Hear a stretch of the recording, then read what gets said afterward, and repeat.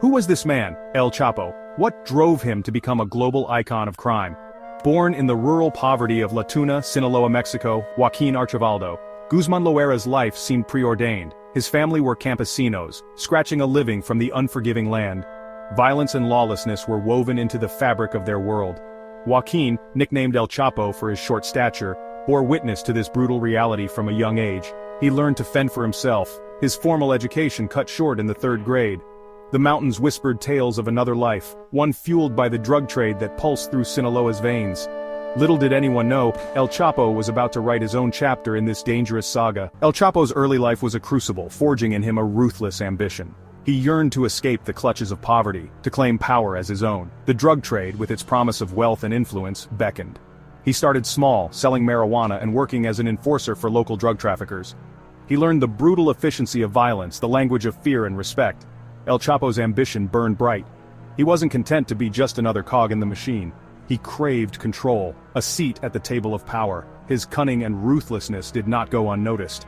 He rose quickly through the ranks, catching the eye of Miguel Ángel Félix Gallardo, the godfather of Mexican drug trafficking. The 1980s saw Mexico's drug trade explode. El Chapo, now working under Félix Gallardo's powerful Guadalajara cartel, thrived in this chaotic landscape.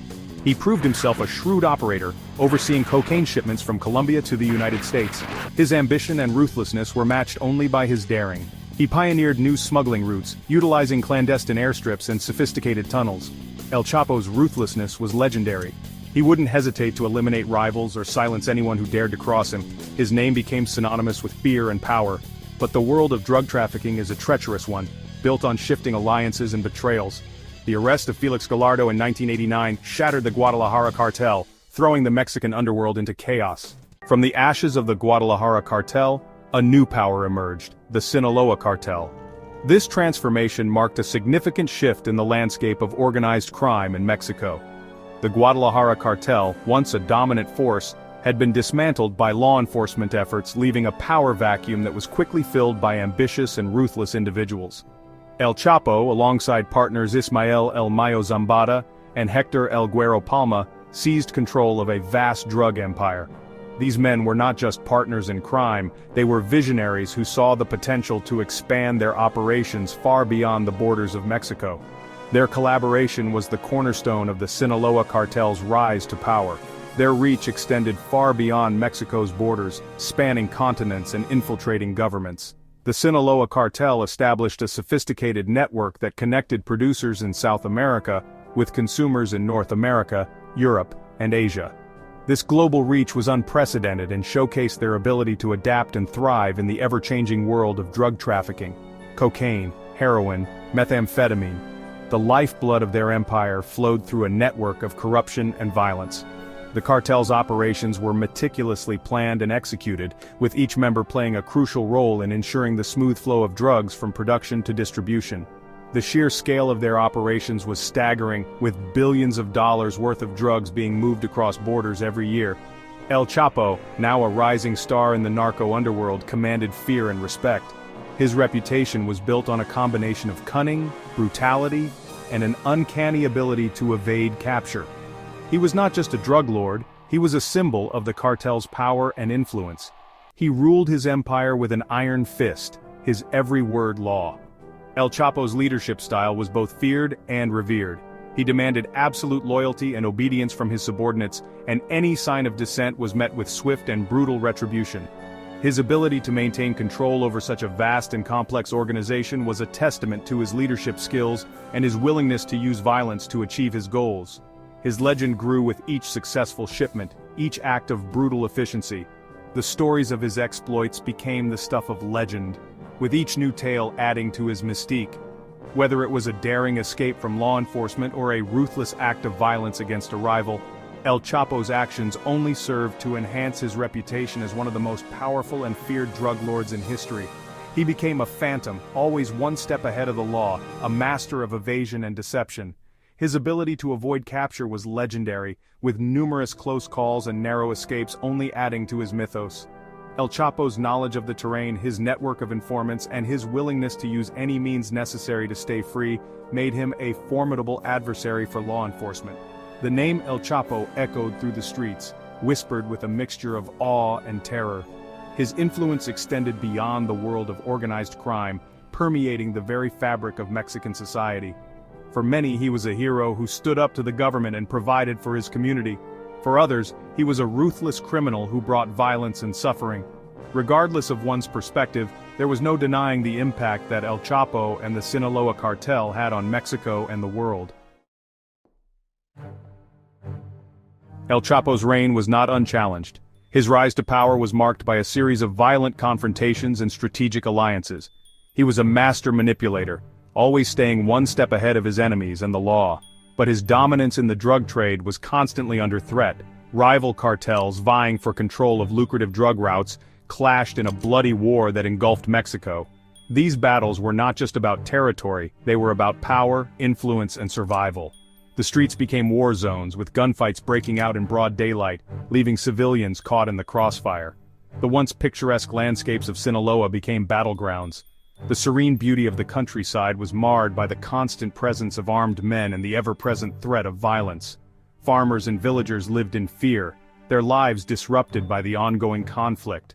Gunfire echoed through the mountains, a symphony of violence orchestrated by El Chapo and his rivals.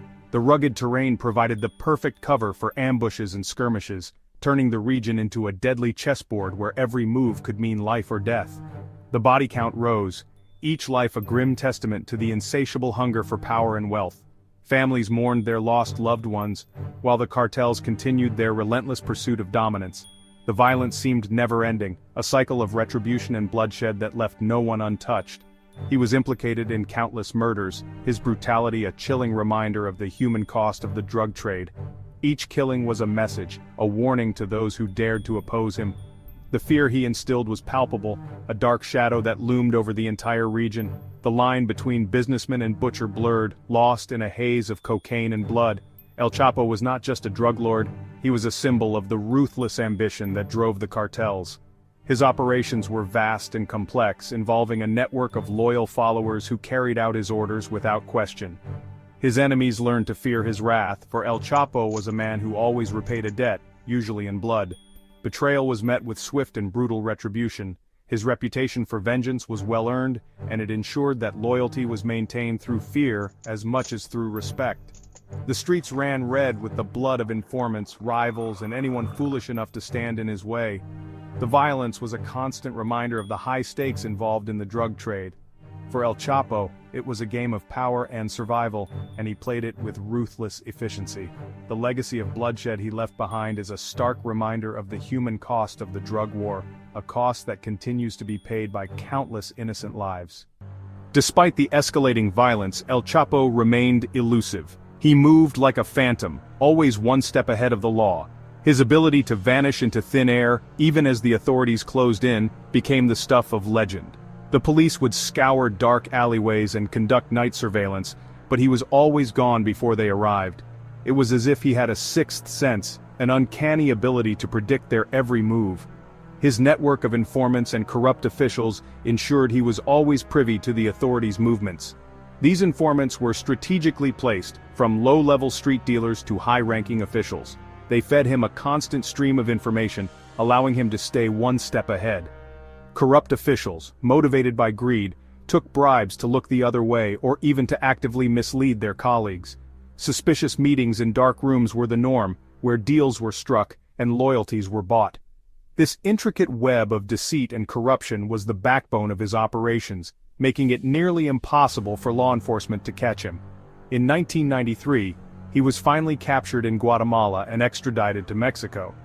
The arrest was a significant victory for law enforcement, a moment of triumph after years of cat-and-mouse games. The extradition process was swift, with a convoy of law enforcement vehicles ensuring he was securely transported. The world watched as one of the most notorious drug lords was finally brought to justice. However, this victory was short-lived. Imprisoned in a maximum security facility, he seemed destined to fade into obscurity. The prison was designed to hold the most dangerous criminals, with high walls, barbed wire, and constant surveillance. His cell was a small, confined space with bars that seemed impenetrable. The high-security prison yard was a stark contrast to the freedom he once enjoyed. It appeared that his reign of terror was over, and he would spend the rest of his days behind bars. But El Chapo had other plans. He was not one to accept defeat easily. Behind bars, he remained contemplative, always plotting his next move. His determined expression revealed a man who was far from giving up. He began to devise an escape plan, using his cunning and resources to turn the tables once again. The prison walls that confined him were merely a temporary obstacle in his eyes. In 2001, after serving just 8 years of his 20-year sentence, he escaped. The prison break was meticulously planned and executed with precision. His cell was found empty, a stark reminder of his ability to outsmart even the most secure facilities. Under the cover of night, he and his accomplices made their daring escape, vanishing into the darkness. The authorities were left scrambling, once again outwitted by the elusive drug lord. The legend of El Chapo grew, cementing his image as a folk hero, a symbol of defiance against a corrupt system. In the eyes of many, he was not just a criminal, but a figure who stood up against the establishment.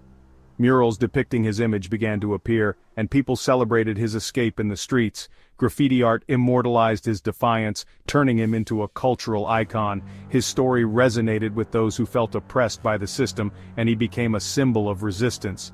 His escape was a testament to his cunning and the depth of his influence. The elaborate plans he devised showcased his strategic mind and the extensive network he had built. Tunnel systems were constructed and bribery exchanges took place, all orchestrated to ensure his freedom. His ability to manipulate and control those around him was unparalleled, making him a formidable adversary for law enforcement. He had bought his way out, bribing officials and orchestrating a daring escape that made international headlines. Stacks of cash changed hands, and prison guards were bribed to turn a blind eye. The news of his escape spread like wildfire, capturing the attention of the world. It was a bold move that highlighted the corruption within the system and his ability to exploit it to his advantage. For the next 13 years, he lived as a fugitive, a ghost story whispered in the shadows. Wanted posters bearing his image were plastered everywhere, but he remained elusive. He moved from one hiding location to another, always staying one step ahead of the authorities. His life as a fugitive was shrouded in mystery, with sightings reported but never confirmed. He became a shadowy figure, a legend that continued to grow with each passing year. He continued to run his empire from hidden mountain strongholds, a testament to his enduring power. These remote locations provided the perfect cover for his operations, far from the reach of law enforcement. His drug cartel continued to thrive, with operations extending into rural areas. The mountains became his fortress, a place where he could maintain control and oversee his empire. His enduring power and influence were evident as he continued to evade capture and run his operations with an iron fist.